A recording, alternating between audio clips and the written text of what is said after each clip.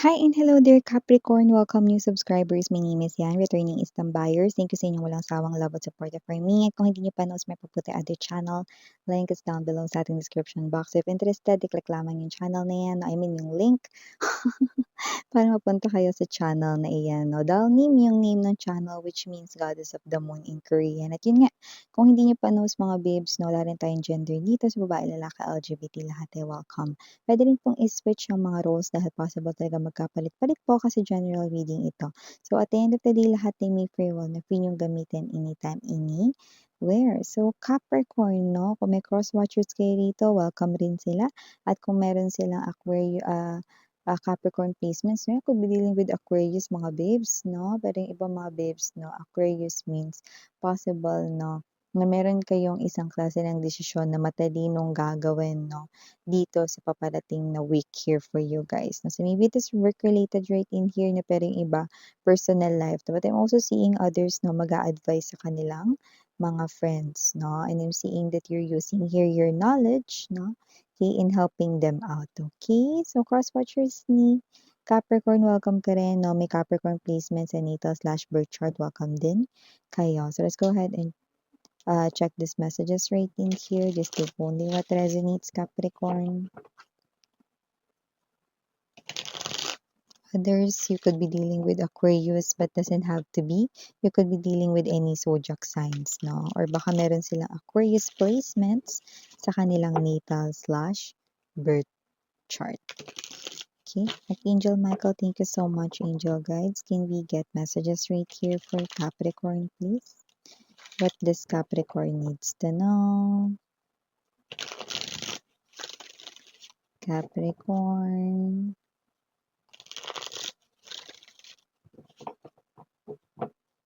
Okay. So Capricorn, guys, you do have here the energy of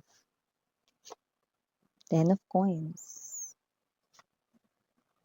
7 of wands, 4 of wands, ace of swords, hangman energy, knight of wands, knight of swords, 8 of cups, 3 of cups energy.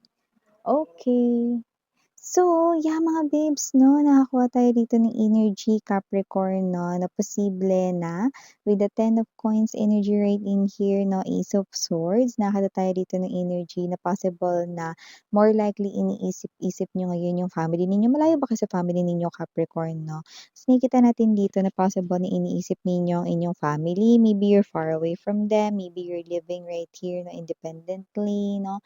Or maybe iba sa inyo may asawa na kayo rito. Iba naman, pwedeng nakatira lang kayo rito baka kasi because of your work na nakatira kayo sa malayo na hindi niyo kasama yung family ninyo, lalo na yung iba puwedeng nasa ibang bansa, no? So, Capricorn, nakikita ko rito, no, na you're thinking about your family or maaaring naho-homesick kayo, no? Or if this is not you, a family member here keeps on thinking about you, nag-aalala sila rito sa iyo, Capricorn, no? And, especially parent figure yung nakukuha natin dito. Could be your mom, could be your dad right in here, no? So, yun nakikita natin dito. So, possible, Capricorn, na kung sino man 'tong mga energies nito, lumalabas, no, na this person here keeps on thinking about you, nakakain ba kayo na maayos, kamusta kayo diyan, talaga bang okay kayo diyan, yan, okay?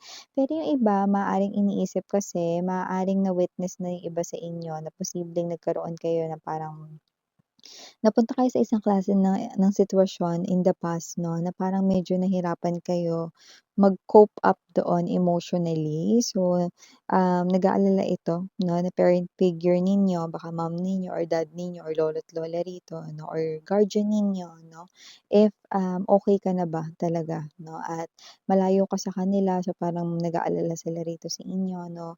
Kasi hindi nila kayo rito nasusubaybayan 'no, but this person here kasama ka sa kanyang prayers, okay?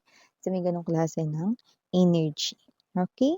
So, nakakita rin ako ng energy rito ha, na posibleng may energy rito ng someone with the 7 of wands energy, hangman right in here 'no.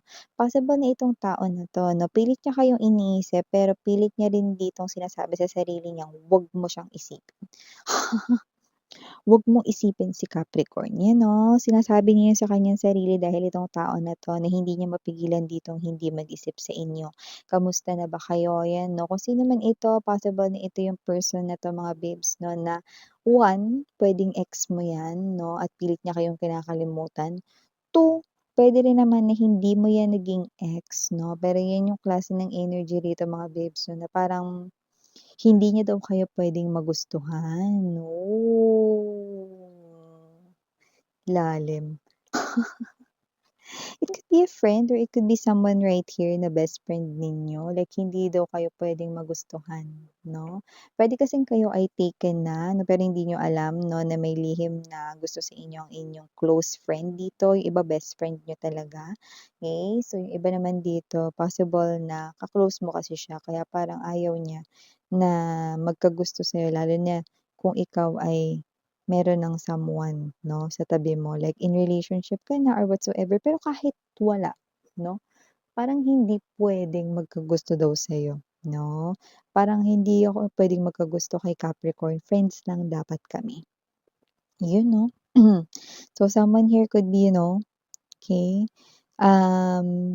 merong feelings para sa'yo pero pinipili niya na lang itago, 'yan 'no. Kung merong taong pinipiling itago yung kanyang feelings sa'yo, meron naman ditong pinipiling ibulgar ang sikreto niya at yun nga ay matagal niya ng sikreto rito 'no. Yeah, this person right here is already in your life, the Knight of Wands energy, okey? Alam mo, maraming nagkakagusto sa kanya kaya yung tingin ng iba player siya, pero hindi, matino ito. Kung sino man ito, puwedeng kasamahan mo yun sa trabaho, puwede rin kapitbahay mo, puwede rin naman na isa sa mga kakilala mo 'no. May itsura kasi siya, so maraming nagkakagusto sa kanya na pero hindi ibig sabihin nun 'no, na playboy siya or playgirl siya 'no. But this person, you've got his or her attention, okey? So, I do see that this person here, ibubulgar niya yung feelings niya for you pero maaaring sabihin ninyo, "Ay naku, 'wag ako, iba na lang." 'Yan 'no. Pero hindi siya player ha, okey? Yung itsura niya kasi may itsura siya, okey? Kaya parang iniisip tuloy ng iba, alam mo, ay naku, pass ako sa'yo, 'yan 'no. Pero 'pag mga babes 'no, nakasalamuha mo siya, like binigyan mo siya ng chance 'no or entertainin mo siya, okey, dun mo makikita 'no, na hindi siya player type of energy, okey. Yung iba kasi nagkakaroon ng misconception, 'no, na, "Ay playgirl 'yan, ay playboy 'yan, ay may itsura ganyan, ganyan." 'no. So, ito kasi nakita ko sa energy niya 'no, may mga nagkaka-crush, mga nagkakagusto 'no. Kaya parang ang nangyayari nagkakaroon tuloy dito ng false na parang maling akala with this person, misconception 'no. So nakikita ko mawawala yun with the Hangman right in here 'no, then nakikita ko dito, makikita mo yung mga actions, galawan niya 'no.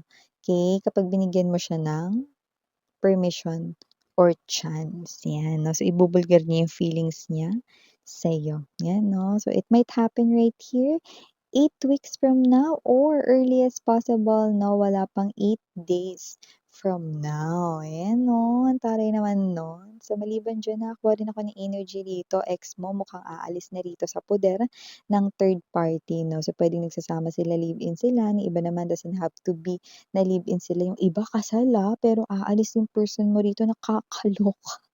Kaya kung sino man 'tong ex mo na 'to nakita ko na aalis siya sa poder ng third party, iba naman doesn't have to be na kinasal sila or nagsama talaga sila, pero naging sila. So nakita ko dito na makikipagkalas na ang iyong ex-lover dito sa third party, okey? Pero hindi ko pa naman nakikita na ito ay babalik sa inyo. Kasi parang may energy siya rito na parang, alam mo yung hapong-hapo, pagod na pagod siya dun sa third party 'no, naka-deal niya yun 'no. Puwede rin kasing nag-aaway sila, there's fire right here 'no. Nag-aaway sila 'no, about certain stuffs na nonsense naman, pag-awayan, pero pinag-aawayan 'no. So, parang gusto muna ng person mo ng katahimikan. Yung iba malapit na sila maghiwalay, kasi nakikita ko lagi ng nagwo-walkout ang ex-lover mo sa third party, 'yan oh. May energy siya na puwedeng lagi niyang sinasabing, "Gusto ko munang mag-isa," or, "Wag muna tayong mag-usap." 'Yan oh, 'yan ang kanyang mga favorite linyahan with the third party, 'yan oh. papalipas ng galit, dumadalas 'no, nakikita ko rin malapit ng matapos ang kanilang pagsasama, 'yan, okey. Nakita rin ako dito 'no, Capricorn, na posible rito na kita-kits with barkada 'no, with friends, high school best friends or college best friends dito 'no, or even mga dating katrabaho na friends na rin 'no. So, nakita ko dito 'no, na dito ay maaaring, meron ditong issue na mapag-usapan 'no, at maaaring ito ay related sa inyo. Possible na hindi ka maging komportable because of that issue, yun yung sinasabi, okey? Pero hindi naman kita nakikitang aalis diyan or uuwi ng maaga, okey? Isa pa nga yang magandang opportunity para maitama mo ano man yung issue na yun or masabi mo yung side mo, okey? So, that is something here very personal. So, maybe maraming or kanya-kanya naman kayong specific issues kung ano man 'yan 'no, pero mukhang 'yan yung issue na hindi napag-usapan ng matagal 'no or hindi na-open up, okey? Now it's about time 'no, na maitama mo or mai-correct mo yung side mo, marinig nila, 'yan, okey? So, kahit na hindi ka comfortable diyan sa issue na 'yan, napag-usapan, nakita ko pa rin 'no, na hindi ka aalis diyan. You're not gonna walk away diyan or walk out, whatever, but you're gonna tell your side 'no, and nakita ko rito na parang, maliliwanagan din lahat and at the same time parang naglabas ka rin ng burden mo 'no, nag-release ka rito ng burden, okey? Which is very good kasi it's part of healing 'no. So, it's not always love reading for that 'no, it could be other situations, 'no. So, you're gonna, give your side, okey? It's about time. Okay. So when it comes to money, nakakita rin tayo ng energy dito with the Ten of Coins right in here, no, Ace of Swords. Meron kang maiisip ritong pagkakitaan or pagkaperahan, yan, no? Okay, so aside from your usual work or usual negosyo right in here, maaaring meron ka pang maisip na ibang pagkakitaan at yun yung nakikita ko dito na magpapasok ng pera sa iyo sa mga darating na mga araw at linggo, no? Possible na may kinalaman ito sa trending or kung anong uso ngayon. So yeah, these are all the messages I've got right here for you, Cups. Thank you so much sa oras mo. And again, I'm Mariana on me. Sarang Heal, Love and Light, mga mahal. Annyeong!